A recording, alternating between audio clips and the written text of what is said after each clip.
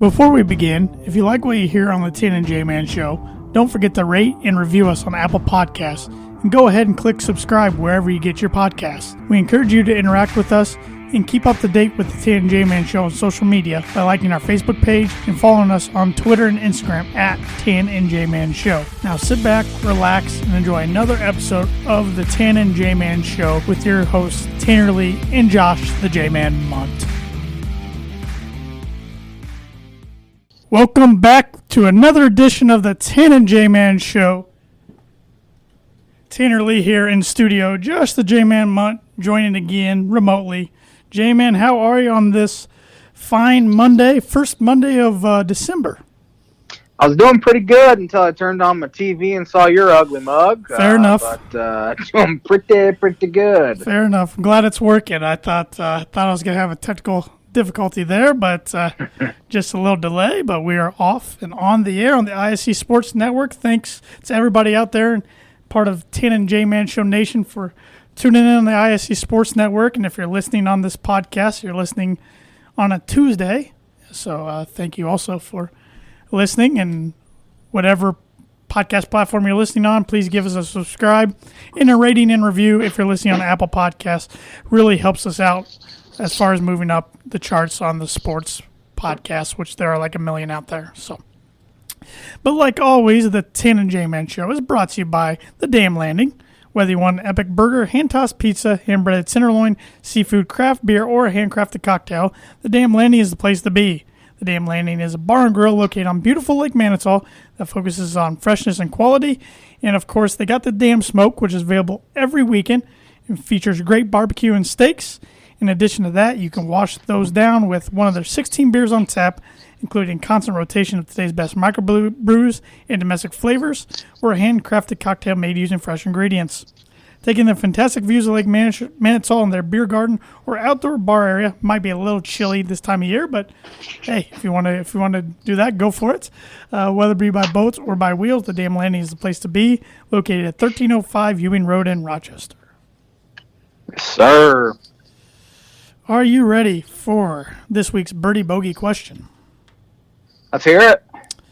All right. It's not a lengthy question by any means. Who is the NFL's points leader so far this year in 2020? Points leader. That's a good question. I thought so. That's why I came up with it. I have no idea whatsoever. Well, the good news is you have about 56 minutes to think about it. All righty. And Birdie Bogey is brought to you by Noble Gnome LLC, fresh, locally grown, nutrient-dense produce from Bryce and Katie Romine of Mentone, Indiana. Like them on Facebook, follow them on Instagram, and check out their website at noblegnomellc.com. Do you want to be educated on this day? Always. You don't even need to ask. Alrighty, on this day in 1929, who won the PGA Championship for men's golf at Hillcrest? 1929. Holy cow. Bobby Jones. No idea. Leo Deagle. Never heard of him. I don't know if I haven't either. He's a two-time PGA champ, though. Solid player, it sounds like. I guess back in the day, long dead by this point. 1930 PGA Championship golf. Who won that one? 1930? Jeez. It's a Scotsman. Let's go with old Tom Morris. I know he's probably dead by 1930, but Tommy Armour. Oh, I had the Tom part right. You did. Halfway there. Samsonite. I was way off. Knew it started with an S, though. 1937, Boston Red Sox acquired the contract of 19-year-old Teddy Williams. Pretty good contract. Teddy served ball them game. well. 1939, Lou Gehrig, 36, is elected into the baseball's Hall of Fame. It's a good one. Let's see. Not a whole lot of good ones up until the 70s or so, 1980s or 80s. 1984, Alan Border's first Test cricket match as captain. Don't know what he was captain of, but that's helpful. Who won the Heisman on this date in 1985? Ooh. Would that be Andre Ware? I think Andre Ware was he early 90s? I was just throwing out a guess. I don't know. Bo Jackson. Dang it. All right. 1988, the Texas Rangers signed free agent pitcher Nolan Ryan to a 1-year deal. Once again, another franchise making a pretty good deal for themselves. Good. That is it. That's all you got? That is all I have. There's a bunch of SEC championship games. Who won the SEC championship game in 2013? 2013? Was that Auburn? Number 3 Auburn beats number 5 Missouri. So that was the year of the field goal return, right? Yeah, the year they to get to there, they beat Alabama, and then they, right? Yeah, that would have been 13. Yeah, that was a heck of a high-scoring game anyway. Auburn scored 59 points, but only won by 17. Wow. Not a great on this day this week. No, it's not. But pretty pathetic. I should have had this ready every week. I'm not prepared when it comes to this, but I can let you know that the On This Day segment is brought to you by Proforma Print House. If you're looking for a trustworthy, dependable resource for your next trade show, company picnic, or sales meeting, Proforma Print House has over 50 years combined experience in promotional products and commercial print. They strive for fast and efficient response to all your print needs. You need to look no further. Let them be your one source print and promotional company. Give them a call at 574-210-3815. What are we starting with tonight, J-Man? I know we got quite a bit to hit on, but what do you want to start with? Let's start with some college football. College pigskin, huh? Mm-hmm. Well, the Big Ten, we only had a few games to kind of recap. 2 of them were canceled over the weekend. Mm-hmm. That was Northwestern, Minnesota, and was Michigan, Maryland? Was that the other one? Yes. Michigan, Maryland, yeah. So there was only 5 Big Ten games to recap. One of them I don't really want to recap, but that was Purdue Boilermakers skid just won't stop. 4 in a row. Scott Frost and his crew came out and punched Purdue right in the mouth, getting up 17-0. And Purdue just couldn't really rebound from there. Gotta be honest, T-Dog. Didn't watch a second of it, did you? I watched the final 10 minutes or so. Mm-hmm. Purdue's not very good. You think I'm just figuring that one out? Well, you had them at 6-2, finishing second in the West coming into the year. Well, so I just had a lot of offensive talent. Schedule was right there, for the picking, and just they can't put it together. It's if it's not one side of the ball, it's the other side of the ball, or it's special teams, which hasn't been good all year and was very bad on Saturday. You scored 30 points. You think you can win the game? Or not 30, 27 points. They're averaging 30 points per game, but the defense just can't stop anybody lately. And it sounds like 2 more of their players on defense have COVID now, so just kind of dropping like flies. What does that mean for their game this week? Well, one of them didn't play Saturday. One of the guys. I guess they haven't come out and said he has COVID, but they're not commenting on it, and it says it's an illness. So I'm just guessing it's COVID. Yeah. The other player that played, Marvin Grant, starting safety, he came out on social media today and said he tested positive. Yeah. The team hadn't said that, but he kind of came out and said it himself. So I don't know. If they have too many, then game's probably in jeopardy this weekend, but I haven't heard anything surprised. Like that yet. I was going to say, I'm surprised we haven't heard anything about any contact tracing or anything like that. Yeah. It's, they've been more hurt by the opt-outs. They had 8 guys opt out last week. Did they really? Mm-hmm. I did not see that anywhere. Who opted out? Most of their running back room. There was a true freshman that opted out. The other guy's a sophomore. They had 5th-year senior wide receiver Jared Sparks opt out. sophomore wide receiver Ahmad Anderson, who was their number 3 wide receiver. Actually, probably number 3 till Rondell Moore came back. He's entered the transfer pool, not opt out. He's got to transfer. And they had a couple other guys opt out too. DJ Johnson, who was a Iowa transfer cornerback, he opted out. So I wouldn't be surprised to see some more opt out. I think there's a lot of negative things going on behind the scenes.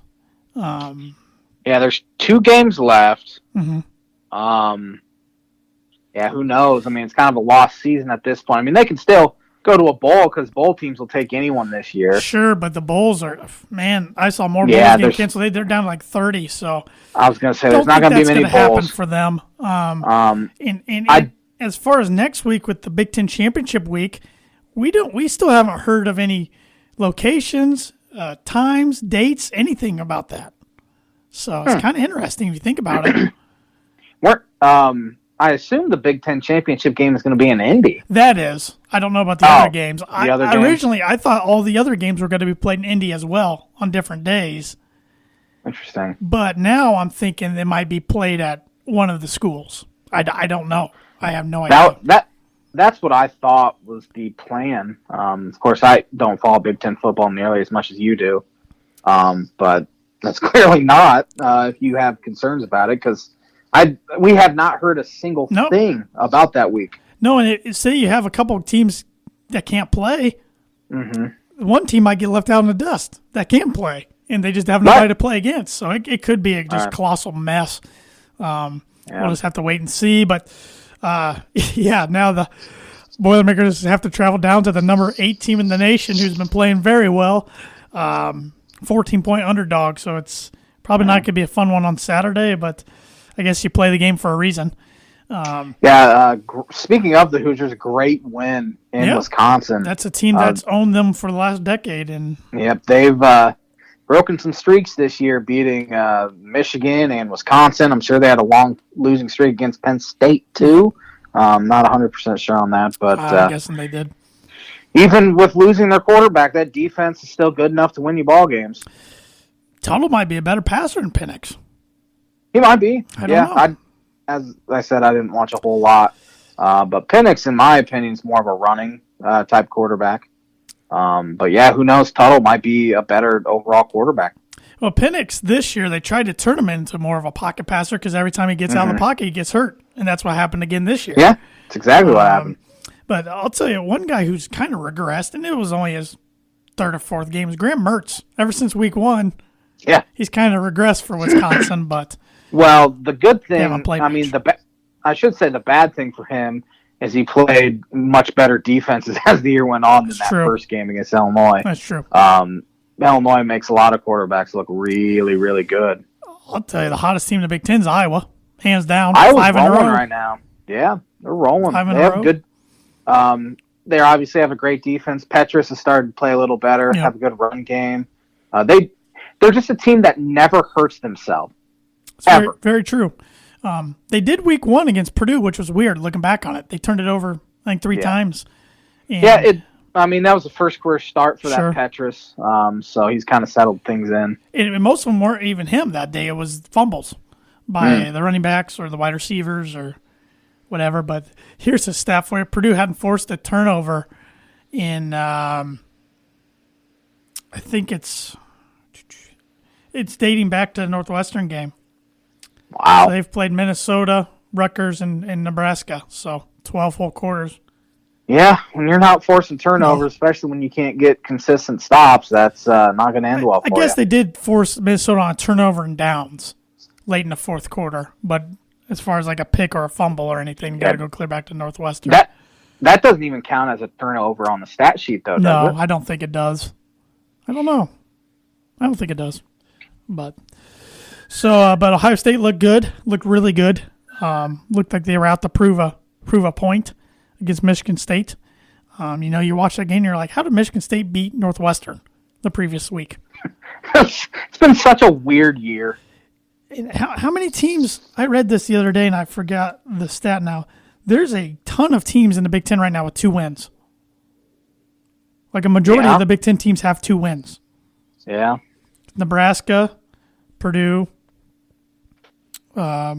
Minnesota, Illinois, Wisconsin, Penn State. Penn State. Jeez. It's kind of clustered down at the bottom. Rutgers. Illinois. Yeah. Jeez. So it'll be interesting to see how it all shakes up. But do you watch any other college football over the weekend outside of the Big Ten? Not a single second. Notre Dame looked pretty good. Syracuse was hanging tough till about 5 minutes left in the second quarter, and then it kind of opened up. Which is weird because Syracuse has been imploding against everyone this year. Yeah, it was almost like Notre Dame came out thinking they were just gonna win it, pretty easily, and then Syracuse got a couple turnovers, got a fourth down stop, and then Notre Dame's like, okay, now we got to start playing, and he ended up with 5 total touchdowns. Now Notre Dame doesn't play this week. They were supposed to play Wake Forest, but ACC decided, that game wasn't needed. So so now Notre Dame's in the ACC Championship, which they'll get a rematch against Clemson next week. That's going to be an interesting one. Of course, Notre Dame wins, they're in. Sure. What happens if they lose? It's a great question. Would you take a one-loss Texas A&M over them? I think it depends how close the Notre Dame-Clemson game is. Sure. Yeah, I mean, I could see Clemson blowing them out. Mm-hmm. But, if they keep it close, I think you have to keep them in. I think so, too.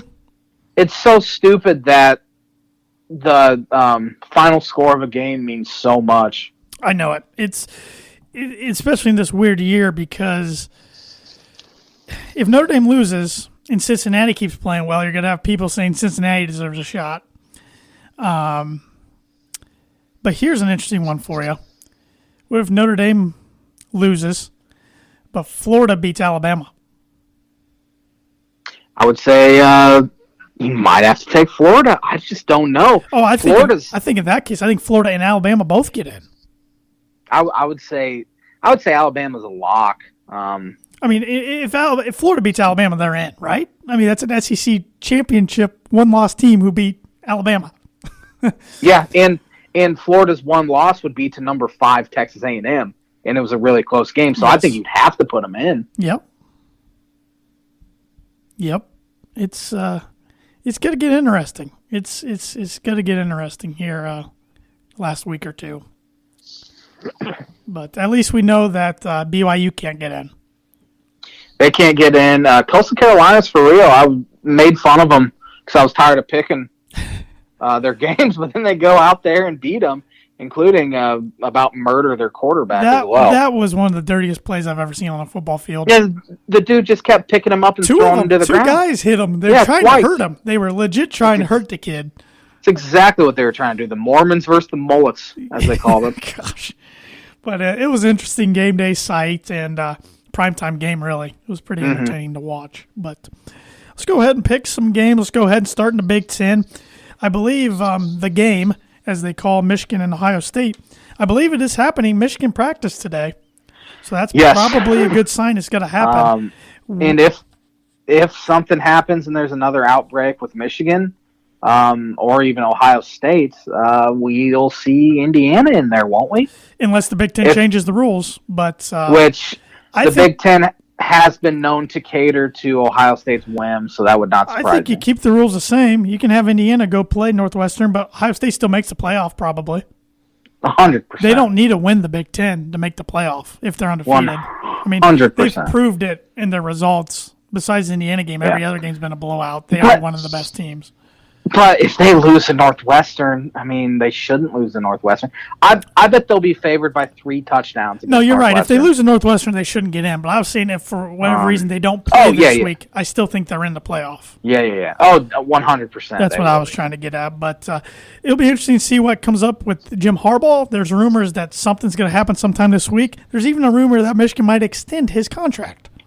I can't see a conceivable way for that to happen. I can't either, but we've seen some strange things, especially in 2020.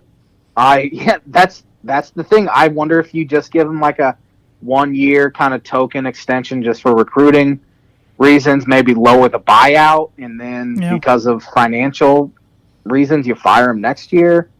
I don't know. I mean, there are some NFL jobs open, but we can talk about more of the NFL jobs when we get to our NFL parts. But Michigan's at Ohio State. The line's 29 points. That's not a mistake. It's 29.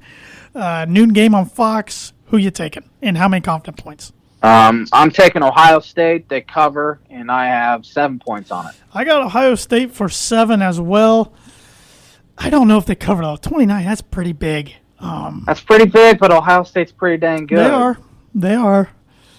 I'll say they win, but they don't cover. I mean, they can win by 27 and not cover, and 28 and not cover. So, Minnesota at Nebraska. Assuming this game happens, Minnesota's had quite an outbreak the last couple weeks. Yeah, a crazy outbreak. 2 unlikable coaches here. The 2 most unlikable coaches, maybe in college sports. Nebraska, I thought they were just going to fold and phone in the season, but they played pretty well on Saturday. Minnesota hasn't played, it feels like, in a month. Give me Nebraska, and I have 3 points on it. I'm sticking with the Huskers as well, like you, but I got 2 points on them. I could really see that game going either way. But Minnesota has lost some guys that they had last time they played, particularly Rashad Bateman has opted out since. So, Illinois at Northwestern, battle for the Lincoln Hat, I believe it's called, or something like that, Landon Lincoln Trophy or something. I don't know. I have no idea. Pat Fitzgerald said today this is the most talented roster Lovie Smith has had. You can tell he's trying to do his part to get Lovie to come back because he knows it's an easy win every year. Give me Northwestern for 5. I got Northwestern for 4. I thought Illinois played pretty good for 3 quarters and just kind of fell apart in the fourth quarter against Iowa. I mean, you probably, and I know you don't claim to be an Illinois football fan anymore, but you do see a lot of their stuff on Twitter due to following Illinois sports athletic accounts. Do you think Lovey's back next year? I read something on scout.com today, message board, and sounds like there's donor support to get rid of him, but there's also big donors that don't know if it's smart just with the pandemic. However, I think if they lose the next 2, even if they lose this one and win next week against likely Rutgers, I still think he's gone. If they win the next 2, he's probably safe. That'd put him at 4-5. I mean, that's a good enough Big Ten record to keep your job at the University of Illinois. But I can't imagine they win this one, so I think he's likely gone. Wow. I was thinking probably maybe give him one more full year. Heck no, man. The recruiting's so bad right now. Yeah. You just can't afford to even try to give him another year. Plus, you could kind of think of this as not many other jobs will open, so you'll be the best Power 5 job open because no one will want to fire their coach in the middle of the pandemic. So maybe you can steal someone away from a team that would normally go get this guy that's a lot better than you. The only other Power 5 job open right now is Vanderbilt because South Carolina filled theirs. And Frank Beamer's son, that was a tight end coach at Oklahoma State. And I would assume in the coaching world that Illinois is a better job than Vanderbilt. Oh, I think so. I mean, it's I'd rather play on Illinois in the Illinois got a better shot in the Big Ten than Vanderbilt does in the SEC. Yes, so 100%. Rutgers at Maryland. Maryland hasn't played in what feels like forever either. Rutgers kind of showed their true colors on Saturday. Give me Maryland for 1. I got Rutgers for 1, so I'm glad we disagreed on a game because I think that's going to be the only one we disagree on. So, Michigan State at Penn State. Penn State's starting to play pretty good football now. Too much, too little, too late, though. But give me Penn State for 4. I got Penn State for 5. I still think next year is a big year for James Franklin, as I think it's a big year for a lot of Big Ten coaches next year. Wisconsin at Iowa. Iowa's rolling, as we said. Wisconsin's struggling. Give me Iowa for 2. I got Iowa for 3. And then I think that leaves our same point value for this last game. Old Oak and Bucket, Purdue at Indiana.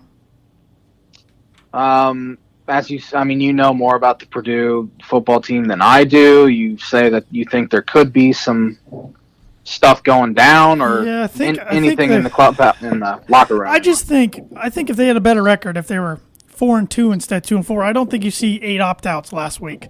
I just think some guys are unhappy. And I wouldn't be surprised if those guys don't come back next year. I just think there's a lot of things going on behind the scenes that, as Purdue fans, we probably won't find out because Braum and company keep stuff pretty close to the vest, and the insiders at Purdue don't always find out the information, especially this year when you can't be at practices and whatnot. Right. I just don't think it adds up good for Purdue, and I got Indiana for 6, unfortunately. I hate saying that. I have Indiana for 6 as well. I think it'll be interesting, though, because Purdue has a pretty high-powered offense at times. They have 2 really good wide receivers, yes. Can score points. They still struggle running the ball a little bit, although Horvath's been pretty good the past few weeks. But Indiana has a great defense. I just think they end up winning it this year. Yeah, Purdue's got to have to force some turnovers early. Have the ball bounce their way a little bit. I don't know what the forecast is supposed to be like this weekend. But we'll see. I guess, I am kind of superstitious person a little bit, but the only teams Purdue played well enough this year to get a win is the Eyes, Illinois and Iowa. So maybe. And even then, against Iowa was their best win. Sure. Illinois, if they have a full roster, who knows what happens? Purdue's a tough team to figure out. They could honestly have no wins at this point, but they could also be 6-1. Yeah. So it's really strange. But other games outside the Big Ten, top 25 games. Alabama at Arkansas. Alabama. Yeah, most of these are no-brainers. I agree with that. Georgia at Missouri. Missouri's actually been pretty good Missouri's this year, 5-3, and at the start of the year, I thought they had the toughest schedule of any Power 5 team. Yeah. I really did. So I would take Georgia. I don't know, though. Georgia hasn't been scoring many points this year. Who knows? Oklahoma at West Virginia. Oklahoma. West Virginia's been pretty good this year as well. West Virginia's 5-4. Oklahoma's 7-2. I'm going with the Sooners. Number 18, or they were 18 in the poll on here. I'm sure they've moved up. Coastal Carolina at Troy. Coastal. Yep. Not going to make fun of you anymore. Chanticleers. Nope. There's a real deal. Taking Coastal as well. Your Miami, Florida Hurricanes, 8-1, host the 7-3 North Carolina Tar Heels. It's a heck of a ball game there. Give me the Canes. I'll take the Tar Heels just to go a little different there. What's wrong with you? Here's a good matchup, top 25 matchup. 8-0 Cincinnati at 6-1 Tulsa. It's a good one. Man, Luke Fickell's going to get a huge job here eventually. Give me the Bearcats. It's gonna. I agree. I think the Bearcats want a close one. It's going to have to be a big job because he's already turned down a couple Power 5 jobs, or at least he turned down Michigan State. It's so funny to hear Illinois fans think they can get him. Cincinnati's a better football job than Illinois. If he didn't go to Michigan State, he's not going to Illinois. Not going to Illinois. Michigan State, I mean, they signed Mel Tucker. It's top 15 contract in the nation. Yeah. So 3-1 Washington at 3-2 Oregon. Give me Oregon. I'll take the Huskies in this one. It should be a good game though. 3-5 LSU at 8-1 Florida. Florida. Yeah, Florida easily. LSU. When's the last time a defending national champ has looked this bad? They lost everyone, but I know. Yeah. When's the last time LSU finished under 500? I don't think I ever recall it happening. I have no idea. Number 15, 6-3 Oklahoma State at 2-6 Baylor. Oklahoma State. Yeah, they should win that one easily. I bet they dropped from that 15th ranking though. These rankings don't seem to be updated because they lost to TCU. So yeah. 4-0 USC at 3-2 UCLA. Rivalry game here. Jaden Slovis played awesome last night. Give me USC. Yep, I like this USC team. I think Clay Helton's. I think he's safe. Yeah, he's much to USC fans' chagrin. Yeah. LSU has not finished under 500 since 1999. 1998, they finished under 500 as well. Can you name me who their coach was? In 99? Yeah. I don't remember their coach before Les Miles. Well, Nick Saban was right before Les Miles. Oh, that's right. Duh. Duh. But Jerry DiNardo. Oh, wow. Yeah, he played there. LSU's coach. So I like USC as well. Ole Miss 4-4 at 7-1. Texas A&M. Give me A&M. They keep rolling. Yep. I like A&M as well. And then 4-3 San Diego State at 9-1 BYU. BYU. It's crazy. That's going to be BYU's 11th game of the season. Yeah. And for a while, we didn't think the Mountain West would play at all. They in the Mountain West? They're independent. That's right. So they kind of had to make up their own schedule as they went on, which Notre Dame would have if the ACC didn't say, hey, you guys can come play in our conference for a year. So. Yeah. All right, let's stick with the pigskin, but let's move to the professional level, the National Football League. And before we get in our winners and losers, I already tallied up the picks for this past week. And no matter what happens in the next 3 games, we picked the same teams. You did have higher point values for most of them than I did. But I had a little better Sunday than you. So for the 3rd straight week, and still, the Tan and J-Man Show NFL Pick'em title stays with me. How many in a row did I win 4. before this? Okay, so you have one more week before you can start talking trash. Nope, you said last week you win one more, you can start talking. I don't think I did. I think you're misremembering. No, you're misremembering. No. Yep. But it feels pretty good right here, strapped over my shoulder. So not gonna last. No, we'll see. Who's some of your winners from Week 13? The New York Football Giants. One of my winners. They're still a pretty bad team, but hey, they went into Seattle and won, and they are going to win that division. You can take it to the bank. Yeah, the Giants, they're one of my winners as well. I mean, no Daniel Jones, so Colt McCoy goes in there. And Alfred Morris, didn't even know he was still in the league. He was scoring touchdowns against the Seahawks yesterday, so hitting imaginary baseballs out of the park. So yeah, I think they're going to win that division unless Doug Peterson finally, about 10 weeks too late, makes the right move and starts playing Jalen Hurts. Still don't think it'll matter. Every down. Still don't. It might not, but I mean, Jalen Hurts provides a much better chance for the Philadelphia Eagles to win football games than Carson Wentz does. Is Carson Wentz the worst quarterback in the NFL that has started every single game this year? I was going to say Drew Lock probably is, but Drew Lock didn't start every single game. Has not started every single game this year. So I would say it's Carson Wentz leading the NFL. In turnovers, he's bad. Like, I've never seen a player get $100 million guaranteed last summer and regress this terribly. He needs to be a backup somewhere. Maybe he can rejuvenate his career somewhere else. Not happening in Philadelphia. I think Doug Peterson's gone as well. I still think he's an Eagle next year. Not Peterson. I think Peterson's in trouble. I still think Wentz is, though, because of his contract. That's $100 million distraction, though. I mean, yeah, but I think they'll try to trade him, and if he has I don't know why anyone would take on his contract. That's exactly why. That's what I'm saying. They might just have to eat it and say, okay, we need to not have this distraction. I mean, if he hits free agency, I could see teams like the Colts, the Bears, potentially even the Broncos going after him, but not if you have to eat that much of the contract. Right. Even half of that would be bad for a team to take on because he's just not worth it. Who are one of your other winners? Cleveland Browns. We've been ripping on them every single week because they haven't looked good against these bad teams. And they go into Tennessee and put up 41 points. Yeah, Baker was awesome yesterday. He was awesome. He's really shutting up the critics. They're also one of my winners. Yeah, I can't rip on them anymore. They officially have their first winning season in 12 seasons. I still, say they get the 5 seed.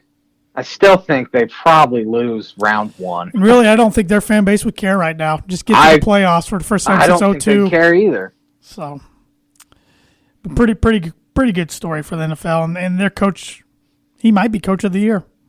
I can't stand him. Who's your other winner? Los Angeles Rams. Jeez, did you read my notes? I did. Yeah, you must have, because I have them down too. Especially after a bad home loss to San Francisco last week to bounce back, and now Arizona's kind of awoken. I They told you my preseason prediction. Then went in 2 games. I was on to It's something. unbelievable, though. Their season's gone downhill ever since the DeAndre Hopkins catch in the end zone. That's a good point. They've lost 3 straight since then. It's a great point. It's weird how it's happened that way because it usually is a taking off point for teams, but not this one. I didn't even think about that. I said last week, and I think you agreed with me, that if Arizona lost to the Rams, they weren't making the playoffs. So, Yeah, I think they're done. but the playoff race is getting pretty interesting with 4 weeks left. But Man, the AFC's loaded. Yeah, it's you got to win almost every week. I know, it's crazy. I mean, the Indianapolis Colts can thank the football gods yesterday for that bad snap. Yeah, they can thank football gods. The Oakland Raiders can. Las Vegas. It's gonna take me years, man. Years. I call at work today. I called the Chargers the San Diego Chargers. I think that it's been like that 4 one years. that one's still more difficult though for some reason. I don't know, but yeah, it's crazy. That kind of transitions me to one of my losers, which is the Jets. Are they the organization as a whole? Are they the worst team in the history of this football league? I don't know. The Lions were so bad that one year. The Browns were bad a few years ago. But they're right there. They're in the mix. They're in the conversation. Greg Williams rightly got fired today. He's a scumbag. I never want to see him on an NFL sideline ever again. He shouldn't have any sort of job in the NFL. No. Ever again. Nope. His team's leading the league in roughing the passer penalties by 6 more than the next closest team. Yep. His teams have always been dirty, undisciplined.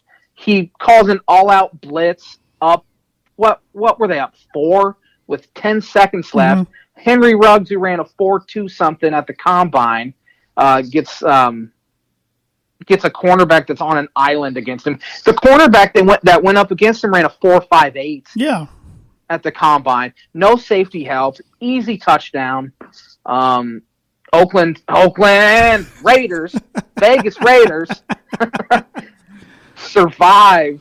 They would have been 2 games out. Yeah. I hate it. You can ask my dad. I went over to my parents to watch Red Zone yesterday since the Broncos played on the national game last night. And my hat came off my head across the room when that play happened. Because I was already tweeting. I was making fun of them. So stupid. I'm thinking the Jaguars could end up getting Trevor Lawrence. Nope. That would have been funny. Jets screwed themselves up and the Raiders screwed themselves up. That would have been like the perfect day for me. Yeah, but wasn't meant to be. But yeah, I did not have them down on one of my 3 losers, but I do agree with you there. They're the joke of the National Football League and have been for quite a while now. I think this is a Tan and J-Man show first. I could be wrong. I have a player as one of my 3 losers.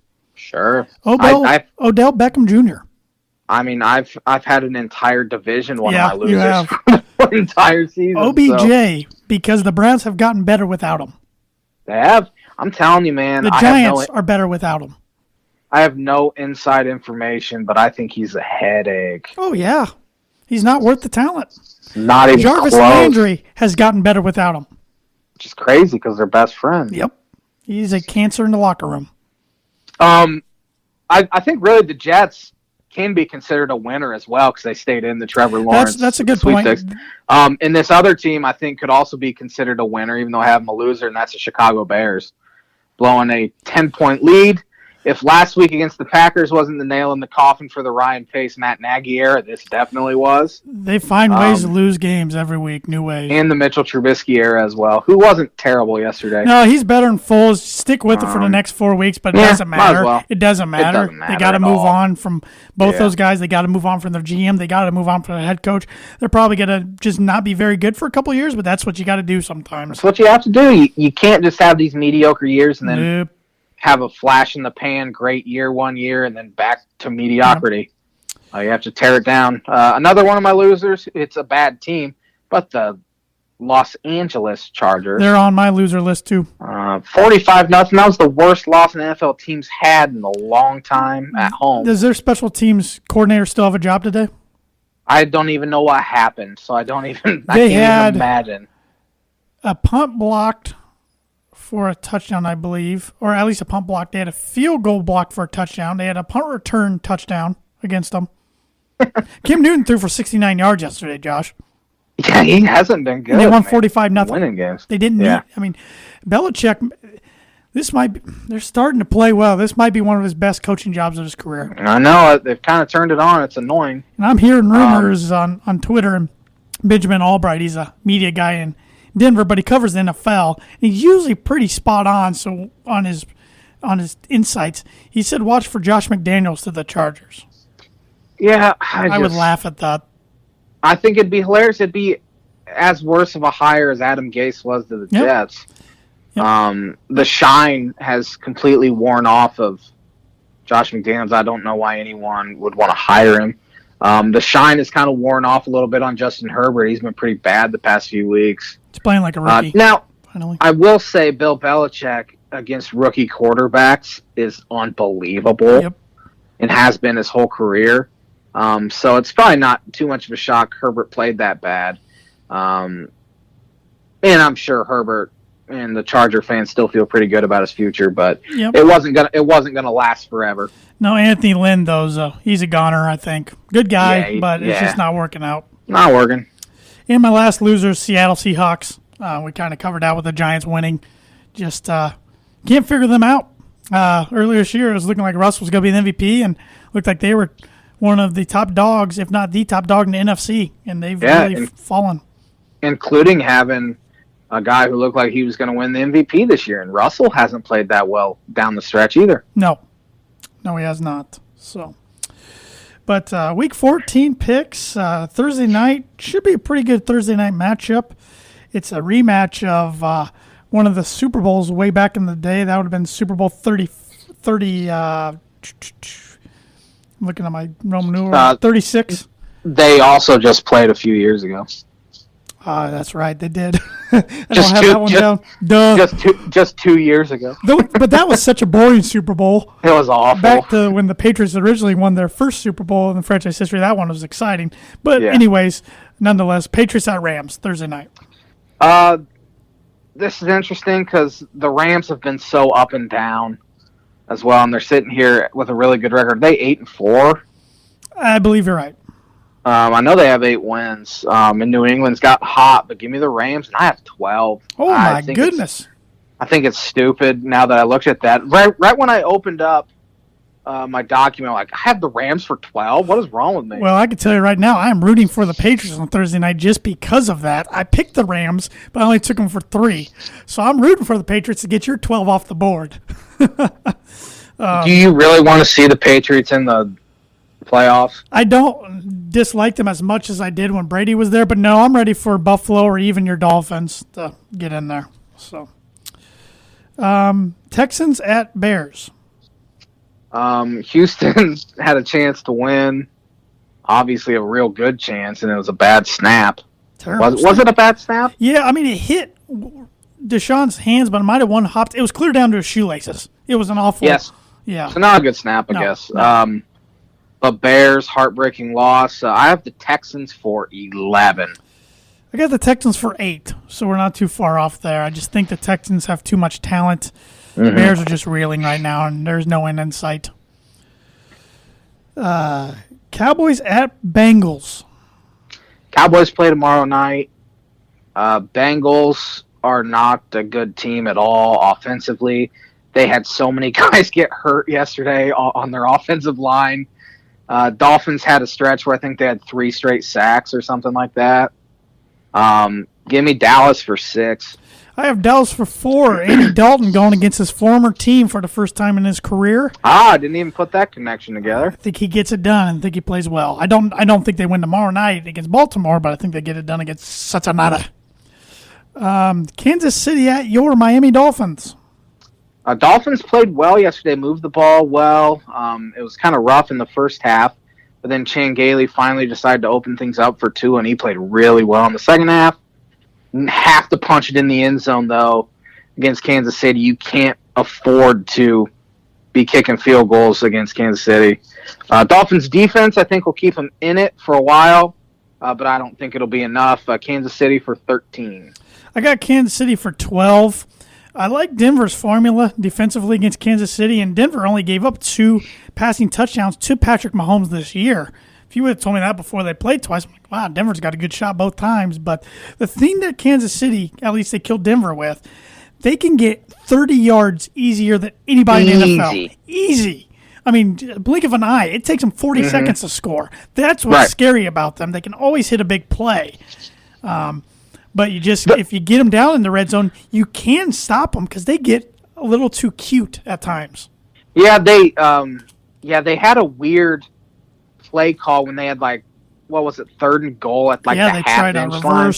They tried to reverse and lost a couple yards to Hill. Just do normal stuff. But this game, really, in the grand scheme of things, means really nothing for the Dolphins because I don't think anyone expects them to win. The next 2 weeks are so much bigger. They have New England and the Vegas Raiders. There you go. So assuming they lose this one, they're still in a good spot because you win the next 2, you're probably in. Yep. So this is kind of all just kind of gravy. If they win it, awesome. If they lose it, whatever, rebound the next 2 weeks. Cardinals at the New York Football Giants. Giants, of course, with the big win. I keep picking Arizona, though, and I have them for 8. This is where we differ this week. I got the Giants for 1. I don't know. I originally had the Cardinals, and then I talked myself out of it. I said, confidence is key in sports. And I think the men in blue there, the big blue, got some confidence rolling. Vikings at the Buccaneers. Vikings are somehow still have the 7 seed right now at 6-6. They tried to blow it yesterday. They've played 2 really bad teams the past 2 weeks and have squeaked out wins. Tampa Bay has looked bad the past 2 weeks, but they did have a bye. I think Tampa Bay rolls. I have them for 14. Ooh, big double digits. I got Tampa Bay for 9. I'm pretty confident in them, but wasn't as confident as you, obviously. Denver Broncos at Carolina Panthers. Interesting news coming out of Carolina today. They got a lot of guys on the COVID list, and that includes DJ Moore and Curtis Samuel. Did not see that. Yes. I did see Christian McCaffrey is likely back. Yes, of course he is. With that said, I'm still taking Carolina for 5. I got Denver for 6. I really liked what their defense did last night. It's week to week. They're so inconsistent. You never know. They got to get better quarterback play. Drew Lock, man, you got 4 games. You got to prove something. You show flashes, but you're not consistent. That's the problem. You throw a lot of bad picks, but I don't know what they do with quarterback. I don't know who's going to be available. I don't think they want to draft a guy and go through it again. You have to, though. You have to keep doing it until you find one. And Lock's clearly not it. If that's the case, your general manager's got 1 year left on his deal. The general manager should have been gone 2 years ago. They have no owner. They have no owner. Until that gets settled, the family's suing each other yet again. The NFL needs to make them sell the team. I hate saying that. The family's suing each other? The kids can't get along. Good Lord. There's I don't know how many of them. Yeah, there's 2 sisters, and then there's an uncle involved. It's a mess. It's top to bottom. Until they get that figured out, it's going to have a ripple effect. But I'm going with the Broncos for 6 there. Titans at Jaguars. Jaguars have played a lot of teams tough. They're the best 1-10 team ever. Jacksonville played Tennessee real tough the first time. However, I'm taking Tennessee for 15. I think they bounce back. Great minds think alike. I got the Titans for 15. Colts at the Vegas Raiders. In my notes, I had it Colts versus the Oakland Raiders, but I have rectified it. I think Colts go in there and win, and I have it for 4. Wait. I picked the Colts. You picked the Colts. It happens, so if they lose, it's my fault. Wow. I got the Colts as well. I got 5 on them. The Jets at the Seahawks. I think we are going to agree with this one. Seahawks for 16. I got the Seahawks for 14. Wow. Packers at Lions. Packers for 10. Packers for 16. There's my 16-pointer. Yeah, Packers might be representing the NFC this year if I had to pick. Yeah, they're rolling, and the Lions are just not very good. Saints at Eagles. Don't know who's going to start a quarterback for the Eagles. Saints keep winning with Taysom Hill. I'm taking the Saints for 3. Saints are 8-0 the last 2 years without Drew Brees. That's kind of a crazy little stat there. I got the Saints for 13. Wow, go Philly. With Jalen Hurts, hopefully. I'm rooting against the Eagles if Carson Wentz starts. If Jalen Hurts starts, fine. You can go ahead and win. There's a loyal listener to this program, or viewer, that's gonna want to have a chat with you. But Falcons at Chargers. Both teams are done, but I'm taking the Falcons for 2. I got the Falcons for 11. I don't know why. I can't figure out what I did there. This was a pretty tough week to have double-digit points or double-digit points on anyone. It was. The Washington football team, who's playing right now at the San Francisco 49ers, who play later tonight. Washington football team's hanging in there. They're down 14-10 in the third quarter, and they have the ball. So that'd be quite an upset. Pittsburgh has not inspired any confidence the past few weeks. But I'm taking the 49ers for 9. I got the Niners for 10, so we're right there, same ballpark. Good Sunday night matchup, Pittsburgh Steelers at Buffalo Bills. This will be the J-Man's Book of Prediction of the Week. Forgot to do one last week, and I just remembered, and I'm glad I remembered. Give me the Buffalo Bills to win that one in Orchard Park. Bills for 1 point. I got the Bills for 2, so we are on the same page there as far as giving the Steelers their first loss of the year. J-Man's Book Prediction of the Week brought to you by Indiana Farm Bureau Insurance Agent Travis Watching for life, home, auto, renters, business, workers' comp, and farm insurance. Contact Travis at 869 219-869-4561. And travis.watching@infb.com is his email address. And he is also able to do insurance over in Ohio now. Yes, sir. So if you're live in Ohio, if you're part of the Tan and J-Man Show Nation, viewing or listening in Ohio, looking for some insurance or not happy with your current provider, give them a call, 219-869-4561, or like I said, email them at travis.watching@infb.com. And the Monday night game to wrap up things for Week 14, the Baltimore Ravens at the Cleveland Browns. Don't know what Baltimore team's going to show up tomorrow, but I'm taking the Browns regardless for 7. I don't even have to say the phrase I've been saying the last few picks because I got the Browns for 7 as well. So I'm just glad you had 16 picks written down this week because that was a headache. You know, I forgot the Titans Jags game in there. I'm like, there's no buys this week. How do I only have 15 games down here? I had to go back and look, and I had to rearrange my points. I struggle. Man, you do. It's a Monday. I struggle. It's a Monday. Well, we got a few minutes left. I was hoping we saved more time for the college basketball section, but we really didn't. So you want to get right into the Big Ten ACC Challenge predictions? Let's do it. 2 games canceled, Michigan, NC State, and Wisconsin, Louisville, due to the COVID. So we will not be having as many games this year. Do you have them pulled up by chance? I can real quick. I don't. Okay.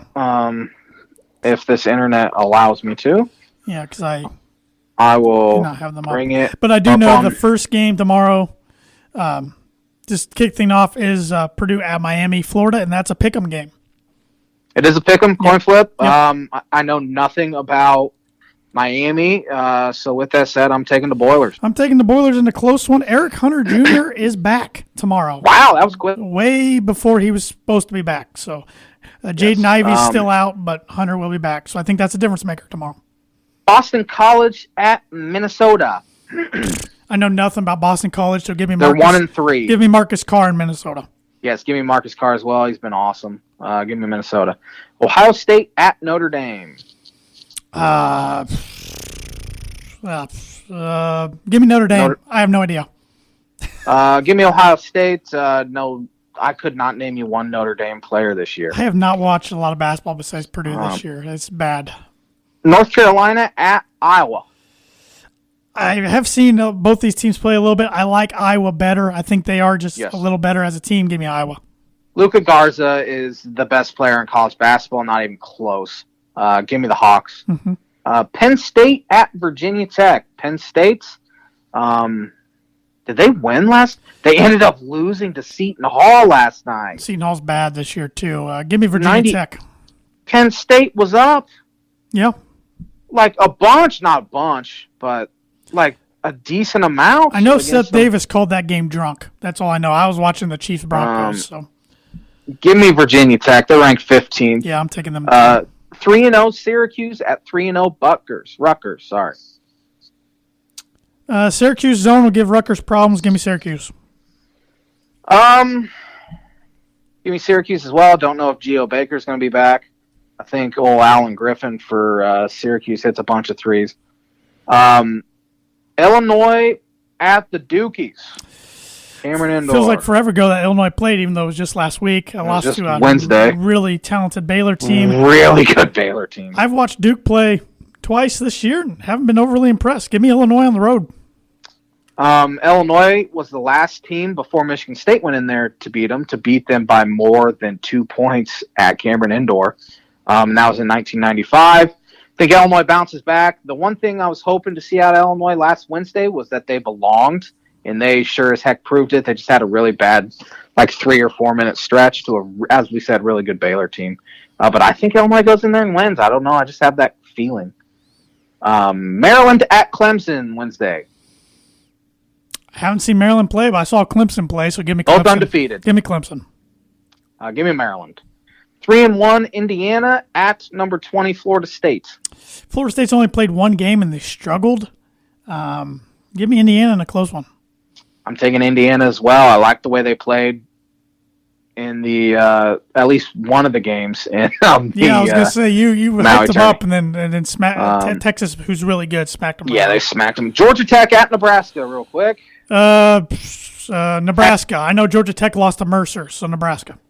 Tech just went into Kentucky and beat them by 17 last night. Kentucky's just not very good. Give me Nebraska as well. Pitt at Northwestern. Give me Pitt. Yeah, I'll take Pitt. Michigan State at Virginia, number 4 against number 18. Hauser brothers against each other. Ooh, that's fun. Give me Virginia. Give me Michigan State. I just think they play well. Birdie Bogey. Oh, that's all we got? Okay. Yep. Birdie Bogey. Who is the NFL's points leader right now for the 2020 season? I assume it's a kicker. You are correct. I'm going to go with the best kicker in the game, and that's Jason Sanders. You would be wrong. For one, he's not the best kicker in the game. He is 100% but the best two, kicker in the league. He's like 6th or 7th, I believe, if I remember correctly on the points list. He's second. He's second? But okay. Yep. I just looked it up. Okay. Well, number 1 is Young Ho Koo. Young Ho Koo, who has the missed Atlanta Falcons. He's missed 3 extra points. Yep, or he would be the points leader by even more. Jason Sanders has missed 0 extra points. He's missed 1 field goal, and it was a 49-yarder. He has 8 made. He's 8 for 8 on 50-plus yard field goals. Brandon McMahon has shanked a 57-yarder. It wasn't a shake, it was a hook. But it was a bad kick. It was a bad kick that Jason Sanders would have made. All right. Agree to disagree, but that's going to do it for episode 212 of the Tin and J Man Show. Thanks for watching. Thanks for listening. Stay healthy, stay safe, stay sane. We'll see you next Monday. Have a great week, everybody.